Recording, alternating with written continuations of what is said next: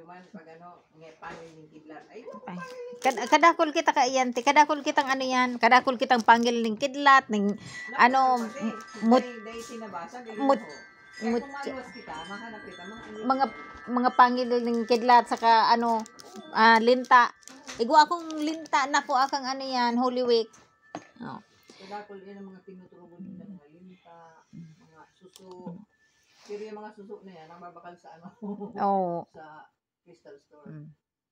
Magandang umaga po, magandang tanghali, magandang hapon, magandang gabi mga ka-antingero-antingera ko dyan. At sa video po na ito, ipapakita ko sa inyo ang mutya ng isda. Ito po ay sinasabing napakabihira. Talagang bihira po ito. Ito ay ibibigay lamang sa iyo ng tinatawag na universe or ng mga engkanto kung ikaw ay karapat-dapat. So anyway po, sa mga meron na po nito, maganda po at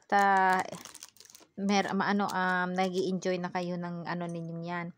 So kung ang video po na ito hindi para sa inyo ay please skip, pero kung kapareho po kayo na mahilig mag-kolekta ng mga agimat, anting-anting at mutya, halina po kayo, wag ko makakalimot magdasal sa mahal na Diyos. Ano po? So anyway po, patuloy na po tayo. Ang video po na ito, at nakita ninyo, ito po yung mga mutya na may mga mukha, pero ang isa po dito ay itong tinatawag na mutya ng isda. Hindi po ito isda na halimbawa yung bato ng isda, yung ganun po na nakikinakukuha sa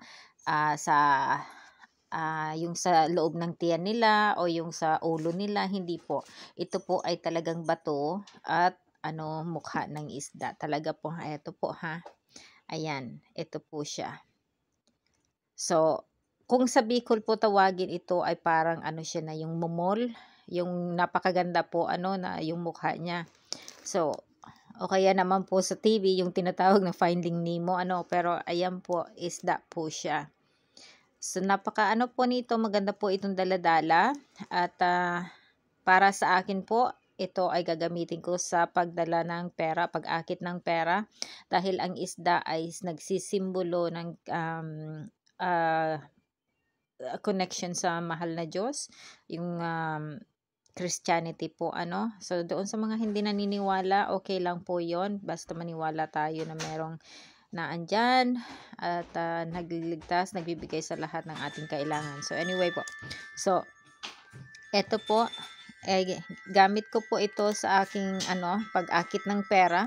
Maganda po ito sa hanap buhay at ito po, ilalagay ko, kwintas, gagawin ko po itong kwintas, kaya lang, sabi ko baka mawala, kaya ilalagay ko na lamang po siya sa isang kristal na, na bowl, tapos lagyan ko ng mga pagkain niya.